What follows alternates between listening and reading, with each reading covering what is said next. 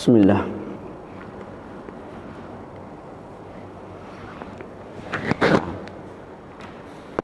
Bismillahirrahmanirrahim. Alhamdulillahi rabbil alamin, wassalatu wassalamu ala sayyidil mursalin wa ala alihi wa ashabihi at-tayyibin at-tahirin. Qala rabbi shrah li sadri wa yassir li amri wahlul 'uqdatam min lisani yafqahu qawli. Fanawayna at-ta'alluma wa at-ta'lim wa at-tadhakkura wa at-tadhkira wan naf'a wal intifa' والإفادة والاستفادة والحث على التمسك بكتاب الله وسنة رسوله صلى الله عليه وآله وسلم والدلالة على الهدى ابتغاء مرضاته وثوابه وقربه سبحانه وتعالى. السلام عليكم ورحمة الله تعالى وبركاته. Alhamdulillah, bersyukur kita kepada Allah Subhanahu wa taala dengan limpah kurnia Allah Subhanahu wa taala. Masih lagi kita dapat bersama-sama pada pagi ini untuk meneruskan bacaan kitab At-Taqrirat As-Sadidah fil Masailil Mufidah, karya guru kita Al-Habib Hasan Ahmad bin Muhammad Al-Kaf hafizahullahu ta'ala wa nafa'ana bi fid daraini amin.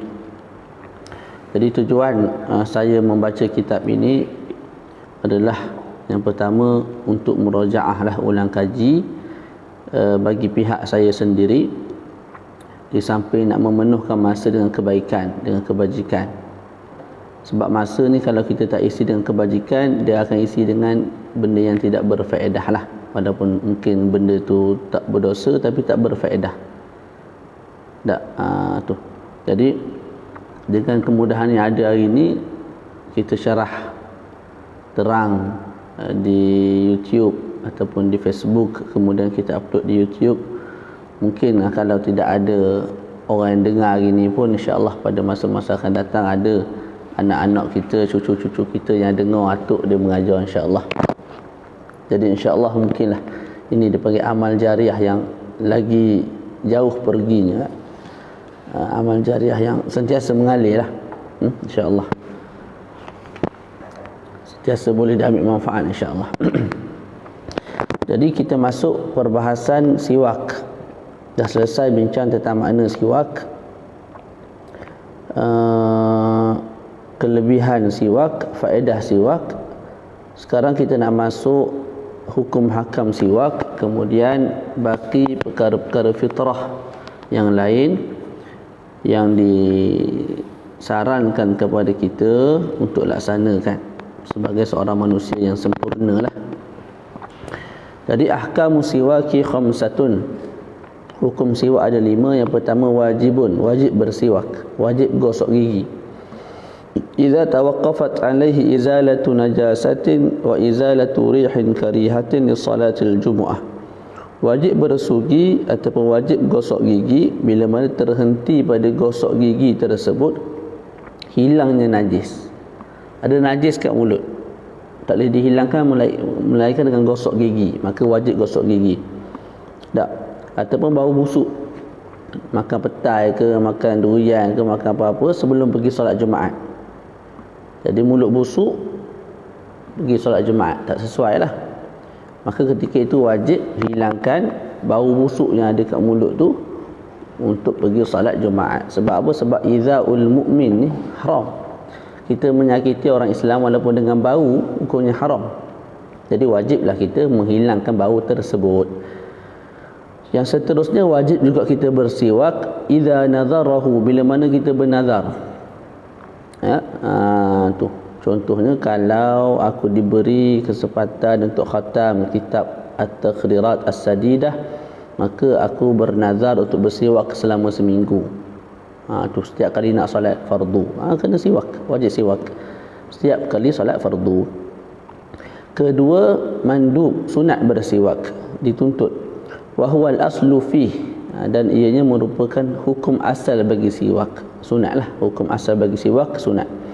Wa yata'akkadu fi mawadhi'a asyara ilaiha ba'dhum biqaulih, dan lebih dituntut siwak ini pada sebahagian tempat. Jadi asal hukum siwak sunat, dan di sana ada tempat-tempat yang tuntutan tu lebih kuat, lebih banyak. Maknanya kalau buat waktu tu pahalanya lebih banyak lah. Tak? Disebut dalam sebuah nazam, yusannu istiwakun kulla waqtin, sunat siwak pada setiap waktu. Jadi setiap waktu sunat siwak. Cuma jangan faham maksud setiap waktu tu mana setiap saat, mana dalam 24 hours tu, tak 24 jam tu duduk siwak je. Tu kijaan gila kita panggil. Maksud setiap waktu ni sekejap-sekejap, mungkin sejam sekali, setengah jam sekali, begitu. Bukan maknanya setiap saat. Faqad atat mawadhi'u bitakidi khassal mubashiru. Dan telah datang beberapa tempat yang sangat-sangat dituntut untuk bersiwak, yang mana tempat itu telah dikhususkan oleh baginda Rasul sallallahu alaihi wasallam. Wudu'un, pertama sebelum berwudu', salatun sebelum salat, ma' Qur'anin sebelum membaca Quran, dukhuluhu li baitin, masuknya seseorang itu ke dalam rumah. Tak, masuk ke rumah. Maknanya balik daripada musafir ke mana, gosok gigi dulu sebelum masuk jumpa pasangan hidup, jumpa anak-anak. Kemudian wa naumun, tidur sebelum tidur, wa intibah, selepas bangun tidur. Yang kita biasa buat ialah selepas bangun tidur lah. Khairlah. Wa taghayyuru, kemudian bila mana berubahnya bau mulut. Berubahnya bau mulut ni boleh jadi disebabkan azamin. Azamin ni bahasa Arab. Bahasa Melayunya maknanya tinggal makan ataupun diam yang lama. Bila kita tak makan sesuatu ataupun kita diam yang lama, maka mulut kita berbau. Maka ketika itu sangat dituntut untuk kita hilangkan dengan cara siwak. Naam. Boleh? Bismillah.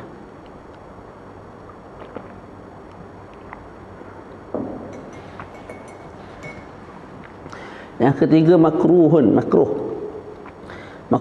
bersiwak lis-saimi ba'da zawal, bagi orang yang berpuasa selepas daripada tergelincir matahari, makruh.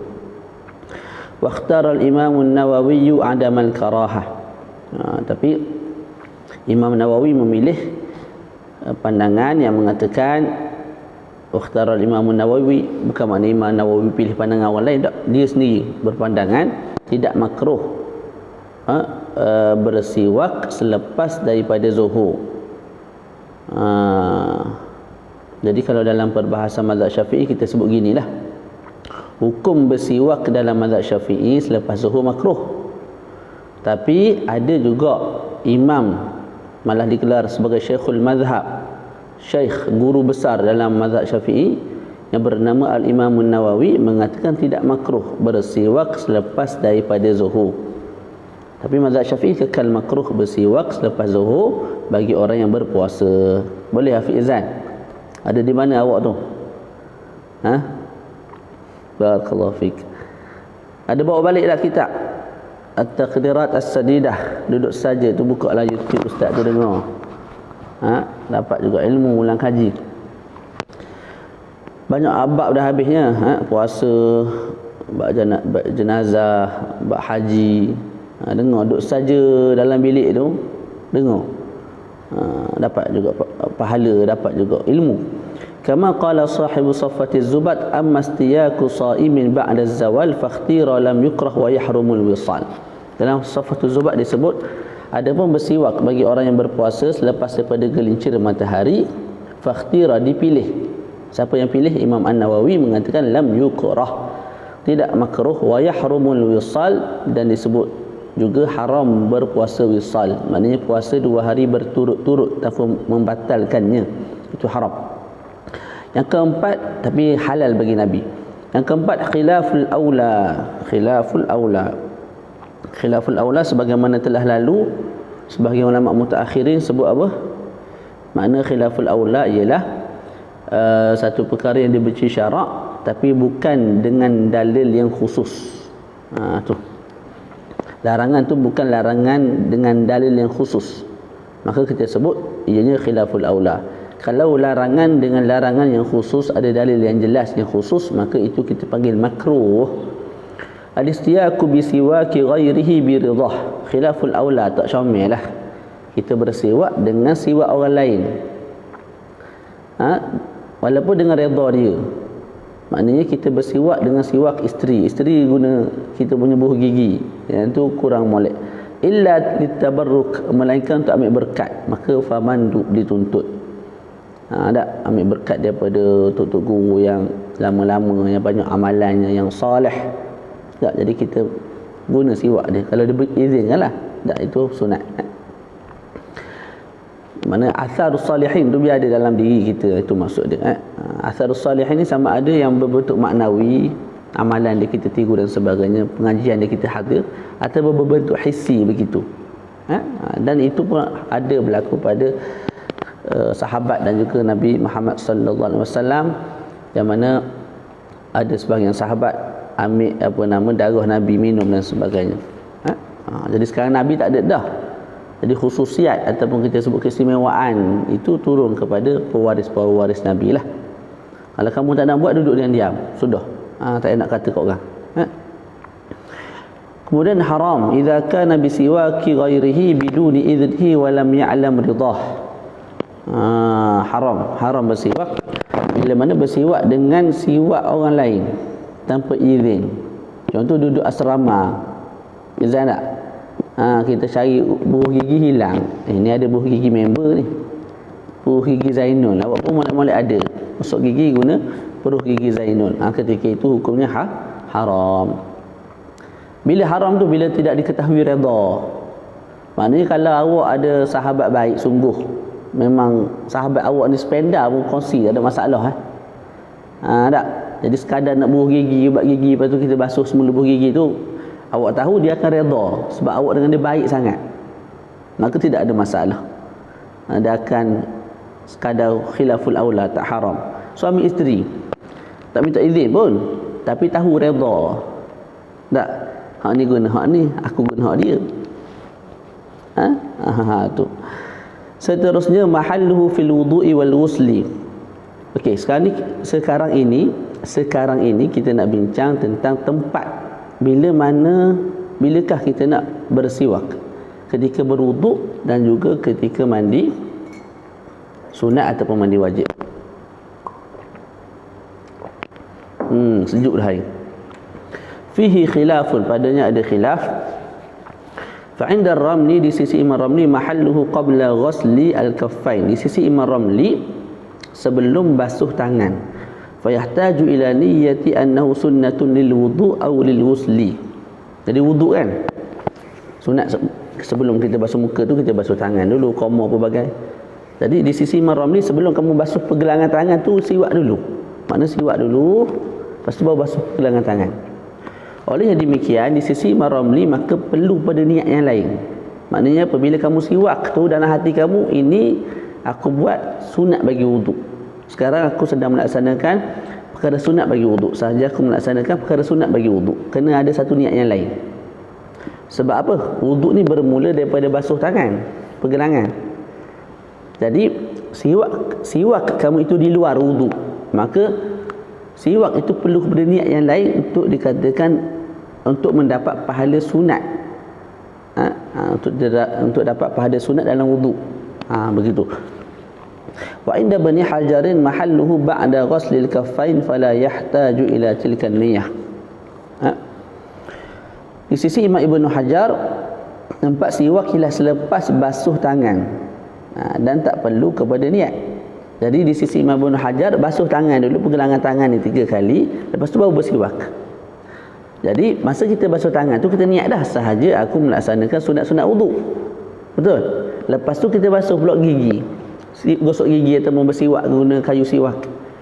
Jadi bersiwak itu sudah berada dalam wuduk, maka tak perlu kepada niat yang kedua.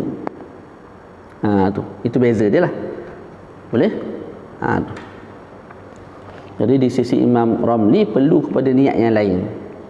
Sahaja aku melaksanakan sunat wuduk masa bersiwak tu, kemudian basuh tangan, lepas tu selesaikan sampai habis. Imam Ibnu Hajar sebut basuh tangan dulu, pergelangan tangan ni, lepas tu baru siwak. Jadinya masa kita basuh tangan tu kita niat dah dalam hati, sahaja aku melaksanakan sunat wuduk. Boleh?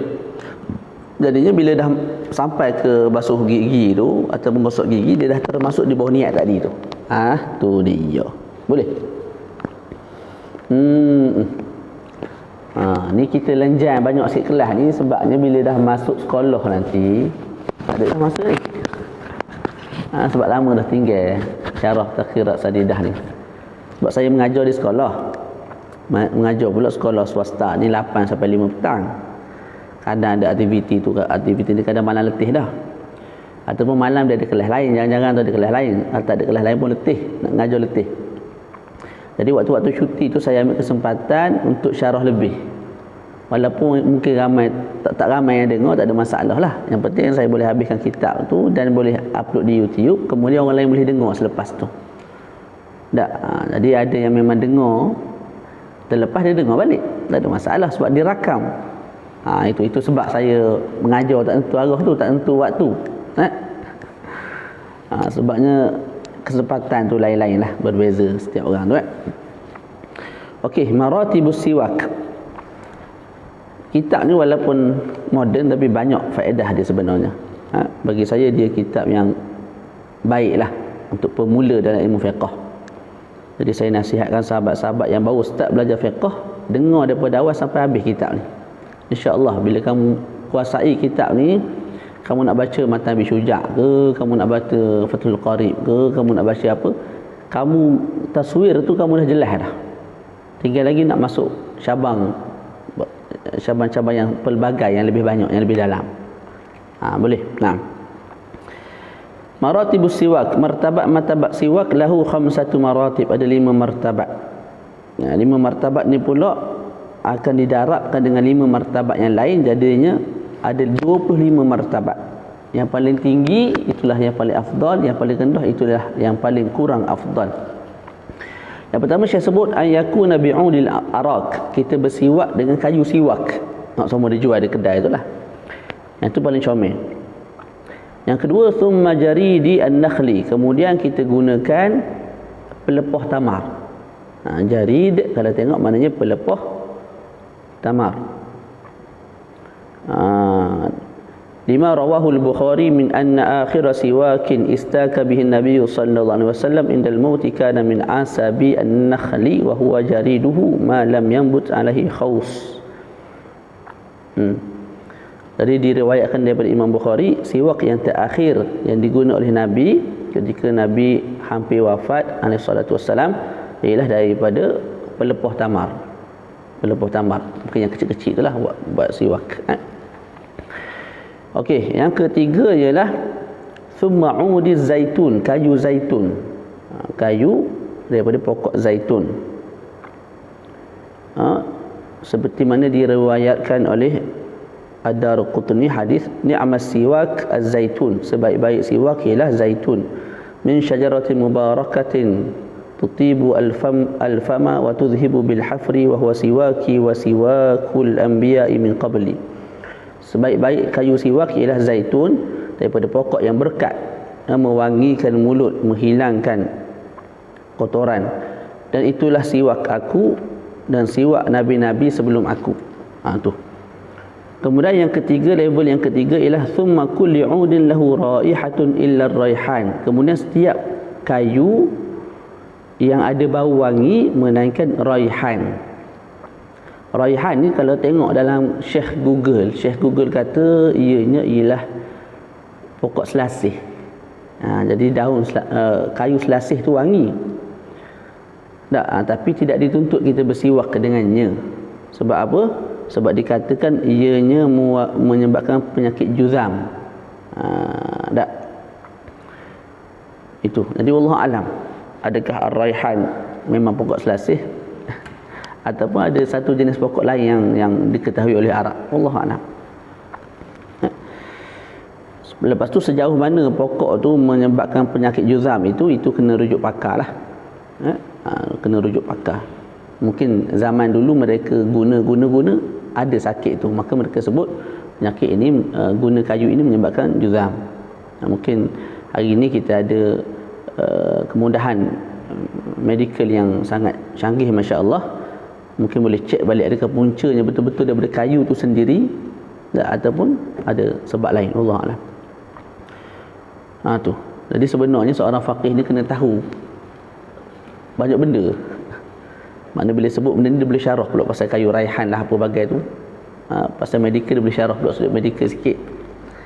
Tapi kadang-kadang waktu, kesempatan masa, kesungguhan tu tak ada, maka kita bahagi-bahagi tugas lah. Tu. Tapi kalau boleh begitulah, macam Syekh Ali Jumaah, mufti-mufti yang hebat-hebat ni dia kuasai. Walaupun tak kuasai mendalam, tapi dia kuasai asas tu. Mana bila nak bagi fatwa tu jelas benda tu. Tak, kita baru tengok, baru cari. Jadi pelajar-pelajar yang belajar akademik ni tak rugi pun sebenarnya. Untuk dia kuasai fiqh selepas tu, belajar akademik tak rugi pun. Tapi belajar molek belajar molek. Yang kelima, thumma baqiyatul a'wad, kemudian baki-baki kayu yang lain yang tidak ada bau. Wa kullu martabatin laha khamsu maratib ukhra fal majmu'u 25 martabatan fa afdalul maratib. Jadi setiap martabat daripada 5 ni ada martabat lain pula. Jadi kita sebut tadi ada 5 kan. Pertama guna kayu arak, kayu siwak. Yang kedua pelepah tamar. Yang ketiga kayu daripada kayu zaitun. Yang keempat setiap kayu yang berbau wangi melainkan raihan. Yang kelima apa-apa kayu. Okay, setiap satu level ni, contohnya kayu arak, kayu siwak, dia ada 5 level pula. Yang terbaik, yang pertama ialah ayakuna bil arakil munadda bil ma'. Kita guna kayu arak, kayu siwak yang telah dibasahkan sedikit dengan air. Yang kedua, thummal munadda bil ma'il wardi. Level kedua, kayu siwak yang telah dibasahkan sedikit dengan cecair ataupun dengan air mawar.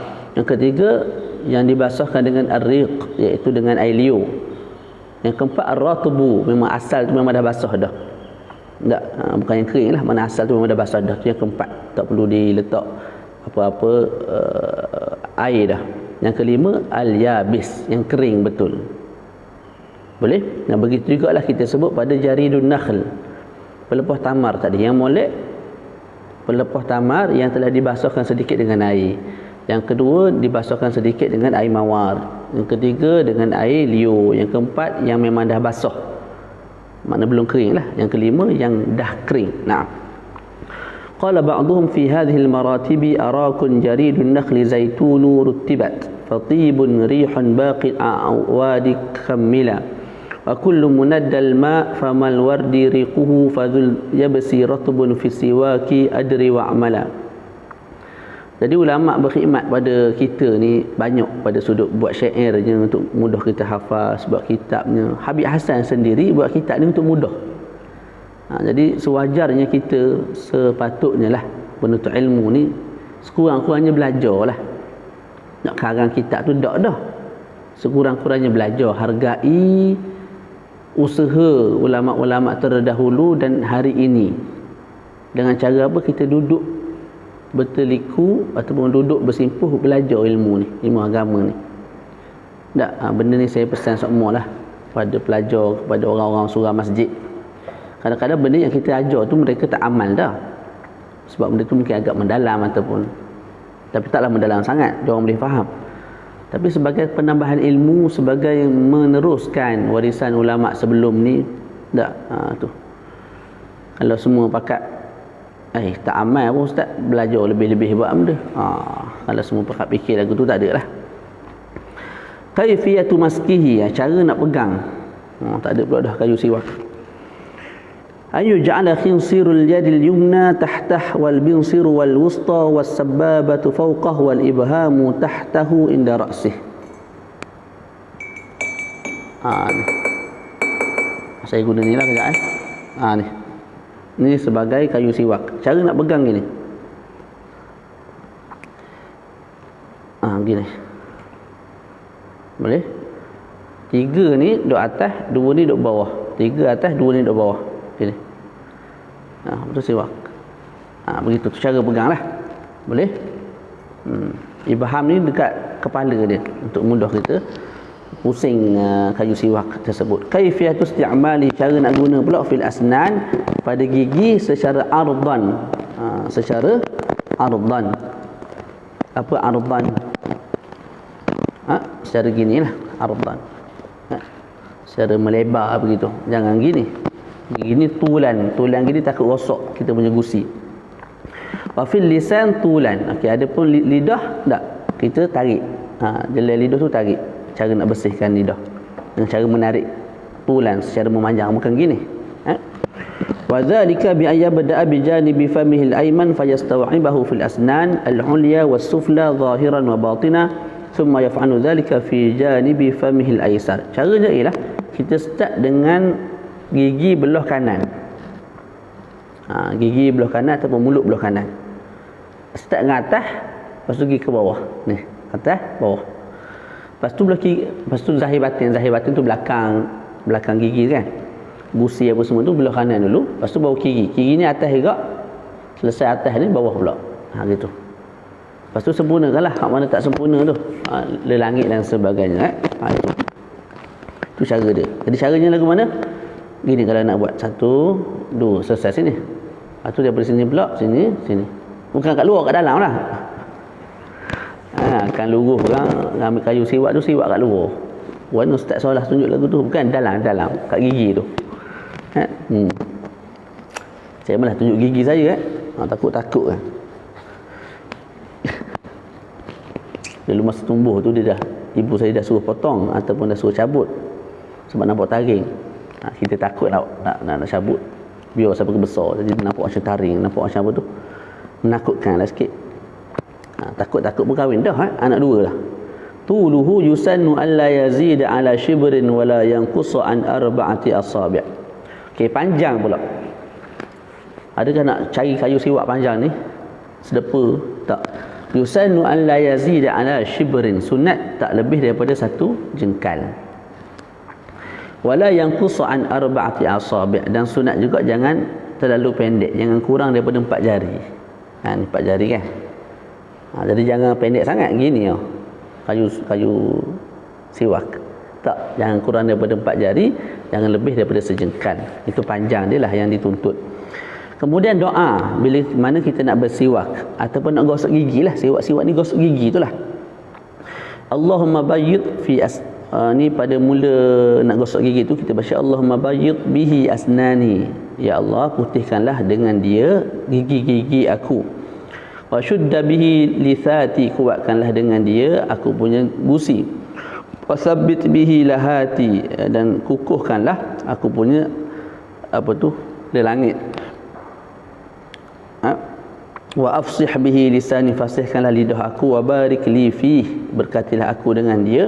Wa asibni alaihi, dan berilah pahala kepada aku dengan dia. Alaihi ya arhamar rahimin. Naam. Tak selesai lagi. Masailu fi siwak. Kemudian kita berpindah kepada masalah-masalah dalam bab siwak. Ada 3 masalah yang dibawa oleh Al-Habib. Yang pertama, makna qawlihi sallallahu alaihi wa alihi wasallam, la khulufu famis saimi atyabu indallahi min rihil misk. Sesungguhnya bau mulut orang yang berpuasa itu lebih wangi di sisi Allah daripada bau kasturi. Apa maksud hadis ni? Ai inna raihata famis saimi afdalu min raihatil miskil matlubati li salatil jumu'ati wal 'aidaini ay min nahiyatil ajri. Yang kat sini disebut pada sudut pahala. Jadi bau wangi pada mulut orang yang berpuasa bila dikekalkan lebih wangi semula. Pahala bila mana kita kekalkan bau mulut kita disebabkan puasa, tak, pahala yang kita dapat tu lebih banyak daripada pahala kita pakai minyak wangi kasturi untuk pergi solat Jumaat dan solat 2 hari raya. Itu maksudnya. Pada hakikatnya bila kita berpuasa mulut kita berbau busuk sebab lama tak gosok gigi ataupun lama diam, lama tak bercakap. Jadi kat sini disebut wangi di sisi Allah, di sisi malaikat, itu boleh juga, ataupun pada sudut pahala. Comel itu pada sudut pahala. Maksudnya apa? Pahala yang kita dapat bila kita kekalkan bau tersebut yang wangi di sisi Allah tersebut, pahalanya lebih banyak daripada kita memakai minyak wangi untuk pergi solat Jumaat dan solat 2 hari raya. Begitu. Yang kedua, yusannu bal'u riqihi inda awwal istiyakihi bi siwakin jadid wala yusannu massuh. Disunatkan kita telan air liur bila mana kita mula-mula menggunakan siwak yang baru. Jadi kita beli siwak yang baru, kita guna siwak tu, tak. Lepas tu kita telan air liur yang ada pada mulut kita tu. Boleh. Ada sebahagian mengatakan sunat telan air liur kesan daripada siwak setiap kali siwak. Tak disyaratkan siwak tu baru. Dan tidak disunatkan isap. Mana siwak tu kita isap siwak, tidak disunatkan. Wa yusannu at-takhlilu qablahu wa ba'dahu wa an yansibahu bil ardi wa la yatrahahu arda.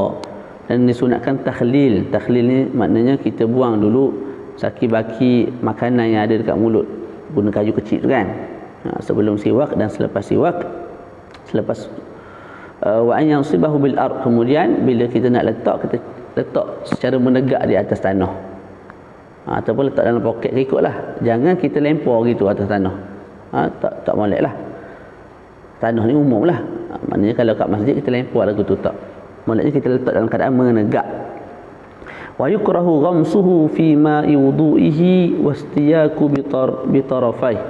Dan makruh kita rendam siwak tersebut dalam air wuduk, bekas air wuduk, dan juga makruh kita bersiwak dengan dua-dua belah. Kanan kiri, ni boleh bersiwak, ni bersiwak, makruh. Biar satu belah aja, sebelah sahaja. Yang ketiga, al-istiyaku bil isbi'.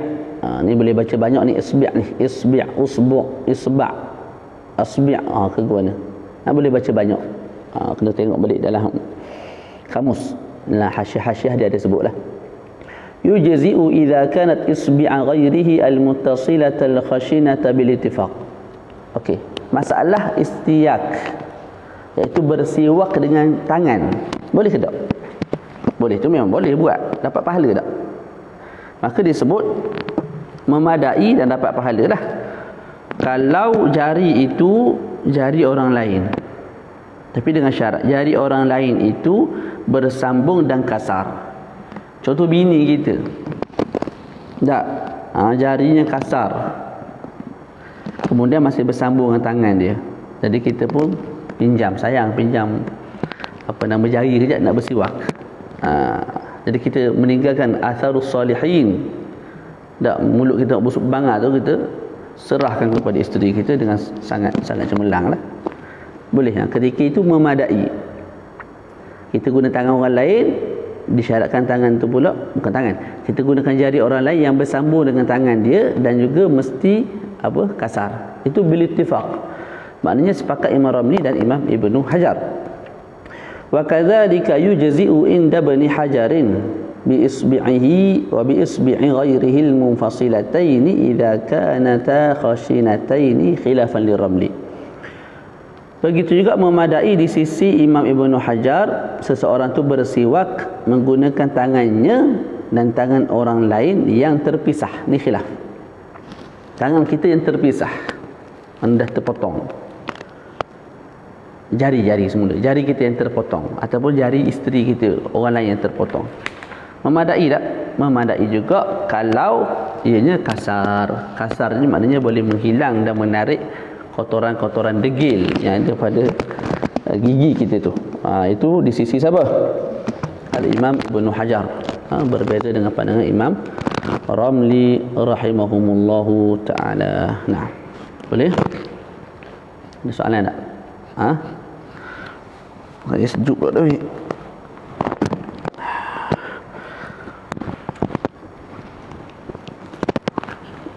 Kita sambung lagi. Okey, selesai dah bab siwak. Kita nak masuk perkara fitrah bagi anak Adam yang kedua. Al-khaslatu tsaniyah al-iktihal. Al-iktihal maknanya kita pakai celak. Wa yusannu an yakuna witra, sunat pakai celak dan sunat secara witir, ganjil. thalathan lil yumna wa thalathan lil yusra kulla lailatin inda iradatin naum. Pada setiap malam, belah kanan 3 kali, belah kiri 3 kali, sunat pakai celak. Belah kanan 3 kali, belah kiri 3 kali sebelum tidur, setiap malam. Wa an yakuna bil ismid, sunat pakai celak yang jenis ismid. Wa yaqulu 'indahu Allahumma nawwir basari wa basirati waj'al sarirati khairan min alaniyati waj'al alaniyati salihatan. Salihatan maf'ul kedua bagi ij'al. Jadi doanya disebut apa? Ya Allah, ya Allah, berilah cahaya pada penglihatan mataku dan juga pada penglihatan mata hatiku, dan jadikanlah sarirati, ketika aku duduk seorang diri lebih baik bila mana aku duduk bersama orang ramai, dan jadikanlah juga waktu alaniyah, masa aku duduk dengan orang ramai, tak bertamu dengan orang ramai, salihatan, jadikanlah ta'amul aku dengan orang ramai ni ta'amul yang baik, ataupun jadikan diri aku ketika duduk dengan orang lain satu perkara yang baiklah, jadikan ianya baik. Nah, al-khaslatu tsalitsah, perkara ketiga al-iddihan, iaitu pakai lotion ataupun berminyak-minyak. Ai fil badan, pada badan, wa yakunu ghibban, berminyak-minyak ni jarang-jaranglah. Bukan setiap hari pakai minyak kat badan, pakai lotion, tak. Ai waqtan ba'da waqtin, jarang-jarang. Mungkin seminggu sekali, seminggu 2 kali. Wa yata'akkadu idza jaffal jid, dan dituntut bila mana kulit kita ni kering. Tak, wa fi fasli syita, terutamanya pada musim sejuk lah. Secara khususnya musim sejuk, kita punya kulit kering, ataupun musim-musim lain bila mana kulit kering, tuntutan untuk pakai minyak tu lebih kuat. Boleh. Minyak sini lotion tu lah, termasuk lotion, minyak zaitun, lotion. Al-khaslatu rabi'ah izalatu sya'ril ibid, perkara yang keempat yang sewajarnya kita sebagai anak Adam laksanakan sebagai satu fitrah ke atas diri kita, ialah menghilangkan bulu ketiak. Menghilangkan bulu ketiak. Yusannu lirrajulin natfu, sunat kat sini bagi lelaki cabut, angkat macam ni, tarik sutir cabut. Walil mar'atil halqu, bagi perempuan sunat cukur. Jadi bulu ketiak lelaki sunat cabut, perempuan sunat cukur. Kalau sakit cabut, cukurlah, tak ada masalah. Al-khaslatul khamisah, yang kelima, izalatu sya'ril a'anah, menghilangkan bulu kemaluan. Dinamakan juga dengan al-istihdat. Wa yusannu halquhu lirrajul, bagi lelaki sunat cukur, bagi perempuan sunat cabut bulu kemaluan. Bulu kemaluan kat sini bulu yang ada di keliling kemaluan, termasuklah di belakang punggung tu, sunat dicukur bagi lelaki, sunat dicabut bagi wanita. Tak, jangan dibiarkan sampai 100 hari, sampai setahun tak potong. Maknanya kalau jatuh semut ke, jatuh binatang-binatang tertentu kat situ, rasa lemah gitu je lah, mati gitu je, syahid gitu je, kesnya apa, lama sangat tak potong, tak jumpa jalan keluar kalau kawan tu pusing kot ini, masuk U-turn, lepas tu bayar apa nama, berhenti kalau dia buruk banyak sangat, tak jadi. Seterusnya al-khaslatus sadisah taqlimul adhafir, perkara yang keenam ialah apa dia, taqlimul adhafir, memotong kuku. Wa yabda'u bil yumna, dimulakan dengan tangan kanan. Walahu iddatu turuq, dalam ni dibawa beberapa cara untuk memotong kuku. Ada cara di sisi Imam Al-Ghazali, ada cara di sisi Imam An-Nawawi, dan ada satu cara yang dinaskan oleh Imam Ahmad Ibn Hanbal.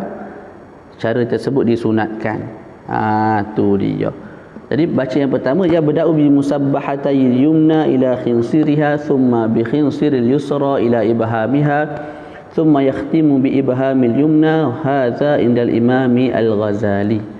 Di sisi Imam Ghazali, di sisi Al-Imam Hujjatul Islam Al-Ghazali, caranya ialah kita mulakan dengan ni, musabbahatul yumna, kemudian ni tak, kemudian yang ni biar dulu belah kanan ni, ibu jari belah kanan biar dulu, Ambil belah kiri pula, start daripada hujung. 1, 2, 3, 4, 5, lepas tu tutup dengan ni. Jadi di sisi Imam Al-Ghazali macam mana? Start dengan musabbihah. Ni. Lepas tu ni. Lepas tu jangan tutup dengan ni. Ni dulu, belah kiri. 1, 2, 3, 4, 5. Lepas tu akhir sekali tutup dengan ibu jari tangan kanan. Nah, itu di sisi Imam Al-Ghazali. Yang kedua, ya bada'u bi musabbahatil yumna ila khinsiriha thumma ibhamiha thumma bi khinsiril yusra ila ibhamiha wa hadha indal Imam An-Nawawi. Di sisi Imam An-Nawawi pula sunat mulakan dengan musabbahatil yumna ni. Lepas tu belah kanan lah. 1, 2, 3, 4. Kemudian tutup kat sini. Jadi Imam Ghazali tak tutup kat sini. Imam Nawawi sebut 1, 2, 3, 4, 5. Tutup yang kanan ni. Lepas tu barulah belah kiri. Belah kiri lah ke mana? Daripada sini 1, 2, 3, 4, 5. Itu di sisi apa? Imam An-Nawawi. Yang ketiga, ya bada'u bil yumna ala tartibi khawabis wal yusra ala tartibi aw khabas. Kat bawah tu disebut wa qad nassal Imam Ahmad ala istihbabihi walil hadis alladhi dzakarahu Ibnu Qudamah fil Mughni man qassa adhafirahu mukhalifan lima lam yara fi 'ainaihi ramadan wa ma'na mukhalifan an takuna ala tartibil madhkuri aw nahwi wa hiya bidayatu asma'il asabi' fa khawabis ta'ni khinsiran thumma wusta thumma ibhaman thumma binsiran thumma sababatan wa kadzalika aw khabas. Qala wa qad qala ba'dhum fi dhalika qallimu adfarakum ala sunnati wal adabi yumnaha khawabis yusraha aw khabas. Nah. Jadi yang ketiga, pandangan ini dinaskan oleh Imam Ahmad bin Hanbal ke atas sunat perbuatan tersebut berdasarkan sebuah hadis yang disebut oleh Ibnu Qudamah dalam kitab beliau Al-Mughni. Barang siapa yang memotong kukunya secara mukhalifan, secara terbalik, maka dia tidak akan dapati pada matanya penyakit mata Ramadan. Tak. Caranya lagu mana? Ikut khawabis. Khawabis ni maknanya apa? Belah kanan ni khawabis, start dengan khinsir ni. Tak. Lepas tu kha tu mewakili khinsir yang ni. Kemudian wusta tengah. Kemudian ibham. Kemudian sababah, kemudian binsir, kemudian sababah. Itu belah kanan. Start daripada sini, itu tengah, lepas tu ambil ujung, lepas tu sini tutup dengan sababah atau musabbihah. Belah kiri pula, ni belah kiri. Au khabas. Au tu tu ibham, waw tu apa? Wusta sini. Lepas tu kha khinsir. Lepas tu ni sin tu maknanya ialah sababah. Kemudian ba binsir. Jadi kalau belah kiri, lagu mana cara belah kiri? Ibham 1, 2, 3, 4, 5. Gitu cara dia. Jadi pilihlah salah satu kan. Ini boleh jadi ada hadis lah, walaupun mungkin dhaif dan sebagainya. Dalam bab fadailul amal masih boleh diraikan. Sekurang-kurangnya kita potong kuku ikut Imam An-Nawawi. Kita potong kuku ikut Imam Al-Ghazali daripada kita potong kuku ikut sesuka hati. Kan lain tu dengar tu. Sekurang-kurangnya ada tempat iktimat. Kalau kita nak sebut hadis dhaif sekalipun, sekurang-kurangnya ada tempat iktimat ulama yang agung, Hujjatul Islam. Sebabnya tak potong kuku dengan cara ni pun kita potong juga kuku. Kita tak potong, potong juga. Jadi ala-ala potong ikut je lah. Tak, malah Imam Ahmad pun sebut nombor 3. Tak nak ikut Imam Ghazali, Imam Nawawi, ikut Imam Ahmad. Dinas oleh Imam Ahmad sebagai istihbab sunat. Aina dalil? Hadza kulluhu fi asabi'il yadaini. Ini semua sekali pada jari-jari tangan. Wa amma asabi'u rijlaini fayabda'u min khinsiril yumna ila khinsiril yusra. Adapun jari-jari kaki, caranya ialah min khinsiril yumna, start daripada hujung jari ni. Ni contoh kaki kan. Ambil sini. Tak, sini. Lepas tu kiri pula sini. Jadi start daripada kanan belah hujung sekali. Orang panggil apa ni? Jari beliau panggil ni. Jari benda tak ingat. Sampai ke jari ujung ni. Itu kaki lah. Boleh? Tangan tadi ada 3 pandangan. Wa yusannu taqlim yaumal itsnain wal khamis. Sunat potong kuku pada hari Isnin dan Khamis, dan juga pada siang hari Jumaat. Wa bukratal Jumaah. Bukrah ni mana selepas daripada subuh tu, sebelum naik matahari. Tu bukrah. Pada hari Jumaat, waktu tu sunat kita potong kuku. Wa ghuslu asabihi ba'dah, dan juga selepas daripada potong kuku, sunat kita basuh kuku-kuku kita, jari-jari kita tu. Yang seterusnya ialah al-khaslatus sabi'ah, al-khitan. Perkara sunat ataupun perkara fitrah yang ketujuh ialah al-khitan. Al-khitan ni berkhitan, bersunat. Wa huwa qat'ul jildah allati fawqal farji. Apa al-khitan? Memotong kulit yang ada di atas kemaluan. Hukumnya, hukmuhu wajibun lirrajuli wal mar'atil balighain. Wajib bagi lelaki dan perempuan yang sudah baligh. Dalam mazhab Syafi'i wajib. Begitu juga di sisi mazhab Hambali. Yang muktamad di sisi mazhab Syafi'i, mazhab Hambali begitu. Adapun di sisi mazhab Hanafi dan juga mazhab Maliki, mereka mengatakan sunat bagi lelaki dan perempuan itu hanya sunat. Berkhitan bagi lelaki dan perempuan itu hanya sunat, tak wajib. Imam Ar-Rafi'i menghikayatkan satu wajah yang syadz, yang asing, yang mengatakan wajib bagi lelaki, sunat bagi perempuan. Itu syadz, asing. Yang muktamad yang kita nak pakai iaitu wajib bagi lelaki dan juga perempuan. Bila dah baligh lah. Wa yusannu an yakuna fil yaumis sabi' min yaumil wiladah, dan sunat berkhitan itu pada hari ke-7. Dalam Hasyiah Bajuri disebut hari ke-7 ni dikira pada hari kedua beranak.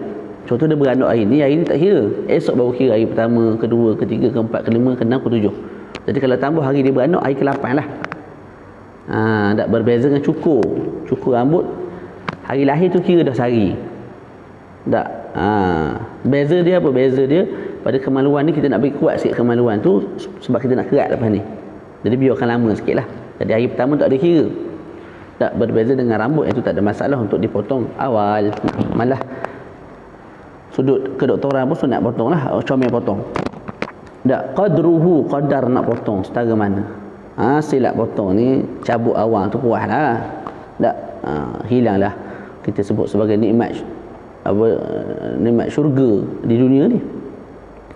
Qadruhu lirrajul, qadar nak potong bagi lelaki ialah bihaitsu yaqta'u jami'al jildati allati tughatti jami'al hashafati ra'si dzakar. Potong seluruh kulit yang menutup kepala zakar. Kemaluan lelaki dari kepala zakar depan tu, hak licin tu. Faham tak?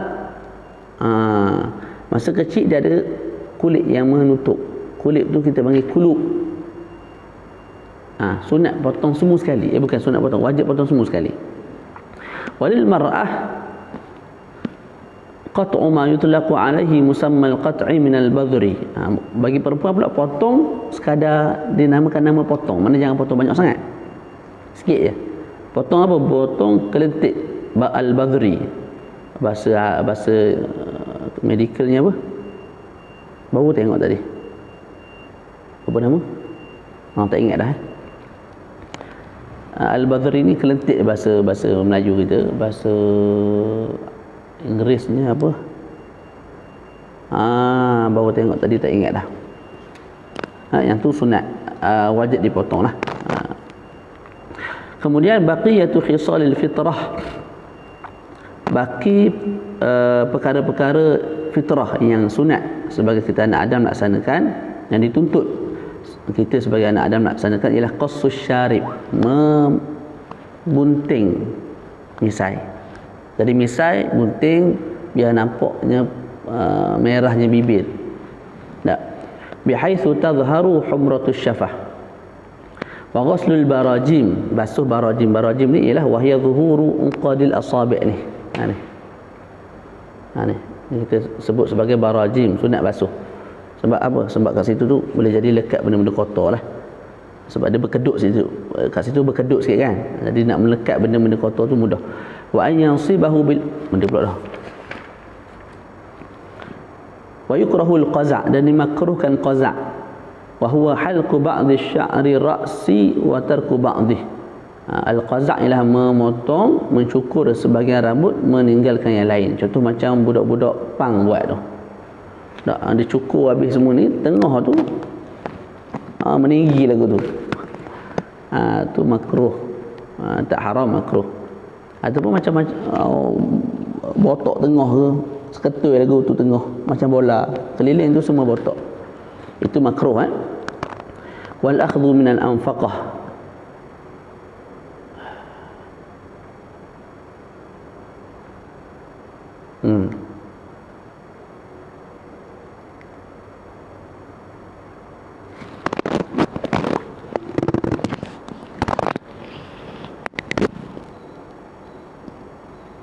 Wal akhdhu min al anfaqah ni ataf kepada apa? Adakah ataf kepada qasus syari' ataupun ataf kepada al-qaza'? Maka hukumnya makruh. Ini saya tengok balik ni. Kita ambil buangkan ni anfaqah ni. Apa hukum dalam mazhab Syafi'i? Kalau ataf pada qasus syari' mana dituntut. Tapi kalau ataf pada yukrah, makruh. Wal hajib, apa nama ni kita panggil, kening. Hukum kening ni, kalau kita potong semua sekali, tak, perempuan lah biasanya, dia potong licin ni, lepas tu dia lukis guna pen itu, yang tu haram. Ataupun potong bagi nipis, dia haram. Adapun kalau hajib dia tu macam beruk dah muka, banyak bulu tebal sangat, kemudian dia trim bagi nampak molek sikit, yang tu diharuskan. Adapun anfaqah ni saya tak pasti. Rasanya ataf pada makruh, yukrah tu, yukrahul qaza' wa yukrahu al-akhdhu min al-anfaqah. Makruh juga ambil sesuatu daripada anfaqah ni. Anfaqah ni bulu yang ada di bawah bibir dan di atas janggut ni, rasanya makruh juga. Bukan dituntut. Nantilah saya tengok balik. Lupa nak buka tadi matan Zubat. Hukumu halqil lihiyah, kemudian berpindah kepada hukum mencukur janggut. Nassal Imam Syafi'i fi kitabih al-ummi ala tahrim. Imam Syafi'i di dalam kitab al-um menaskan hukum memotong dan mencukur janggut haram. Tapi pandangan yang muktamad dalam mazhab Imam Syafi'i ialah waqtar an-Nawawi wa ar-Rafi'i al-karahata. Imam Nawawi, Imam Rafi'i kata makruh. Dan ini jugalah pandangan muktamad Syekhul Islam Zakaria Al-Ansari, dan juga Imam Ibn Hajar, Imam Ramli, Imam Khatib Syirbini dan selain daripada itu. Jadi sekalipun dinaskan oleh Imam Asy-Syafi'i dalam Al-Um sebagai haram, tapi kekal ulama selepas tu bila mana mereka melihat dalil-dalil, mereka mengatakan hanya makruh. Siapa yang kata tu? An-Nawawi, Ar-Rafi'i, Al-Imam Syekhul Islam Zakaria Al-Ansari, Ibn Hajar, Imam Ramli, Khatib Syirbini. Ini nama-nama agung lah. Tak, makruh, tak haram. Jadi jangan duk balah lah, jangan duk balah. Moleknya biarlah. Tapi kalau orang buat pun tak perlulah kita nak ingkar, macam ingkar perkara yang haram. Kemudian yang seterusnya, yang terakhir, hukmu khidab sya'ri ra'si wal lihyati bis sawad. Kita makin berumur, makin tua. Bila makin tua, janggut pun jadi putih, rambut jadi putih. Kita dan perempuan lah sama. Jadi soalannya, kita nak hitamkan balik dengan pakai inai, tak, supaya nampak hitam, nampak bergaya, smart. Nak hitamkan uban di kepala dan juga di janggut. Apakah hukumnya? Yahrum, haram, illa lil jihad, melainkan untuk berjihad. Berjihad ni maksudnya apa? Kita nak perang dengan orang kafir. Kalau kita tua ataupun tak tua sangat tapi dah ada janggut awal, dah ada uban awal kan kat kepala, kat janggut.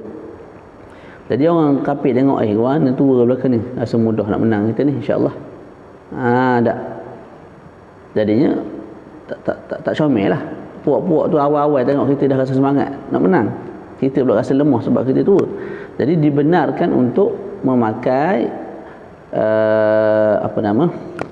khidab, iaitu inai, untuk menghitamkan rambut dan juga janggut untuk tujuan perang. Selain daripada itu tak boleh. Sebab selain daripada itu dia ada tipu daya. Kita tertipu dengan diri kita sendiri dan orang lain pun tertipu. Tengok, muda lagi pak cik ni. Padahal umur 60 dah. 65 lah. Kita pula rasa jangok gitu.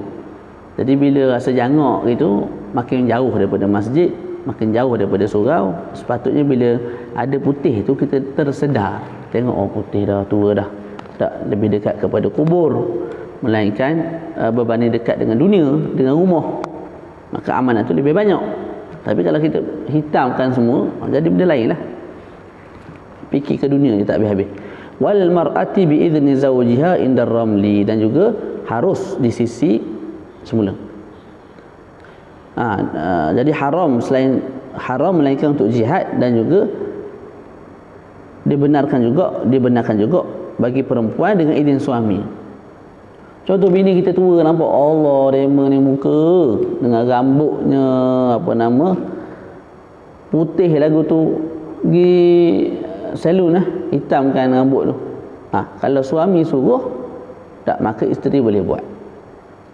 Sebab isteri ni tempat untuk suami ambil yatamatta, ambil keseronokan. Keseronokan ni sama ada dengan bersetubuh ataupun dengan tengok. Dia tak jeliga tengok putih, dia suka tengok hitam. Tak. Jadi dibenarkan bagi perempuan bila diizin oleh suami untuk menghitamkan rambut yang telah putih. Kama qala sahibu saffati zubat yustahabbu liqtihalu witra wa ghibban iddahin wa qallim dhufra wa antif li ibtin wa yuqassu syaribu wal 'anah ihliq wal khitan wajibu libalighin satira kamratin qata' wal lisma min untha wa yukrahu al qaza' tanazzuhan wal akhdhu min jawanibi anfaqatin wa lihyatin wa hajibi. Jadi wal akhdhu min al anfaqah wal hajibi itu kita akan tengok balik dan saya akan syarah pada dars akan datang. Naam. InsyaAllah selepas ni kita akan masuk babu al-wudu, perbahasan mengenai al-wudu. Walaupun kita dah sama buat, tapi sebagaimana saya sebut, bila kita belum pernah belajar secara terperinci begini, maka jangan kita pandang rendah. Jangan kita iktimat pada ilmu yang pernah kita belajar 20 tahun lalu dengan tok guru kita di sekolah rendah ataupun di sekolah kafah. Waktu tu tok guru tak ajar semua. Sebab akal kita boleh pikul benda-benda yang berat. Tak, walaupun benda ringan, tapi akal kita tak boleh nak terima benda yang sedikit berat. Maka kena sekali lagi sekurang-kurangnya kita belajar secara lebih terperinci untuk kita gunakan sampai kita mati. Boleh? Jadi tak rugi apa pun bila dengar kali kedua, kali ketiga bab wudu. Dapat pahala pun dapat. Waktu terluang terisi dengan benda yang bermanfaat. Tak? Begitu. Saya pun tak rugi juga walaupun dah baca banyak kali. Sebab apa? Dapat ingatkan balik hukum hakam yang terlepas, ulang kaji balik, isi masa dengan benda yang berfaedah. Begitu. Wallahu a'lam wa sallallahu ala sayyidina Muhammad wa ala alihi wa sahbihi wa baraka wasallam. Walhamdulillahi rabbil alamin. Assalamualaikum warahmatullahi taala wabarakatuh.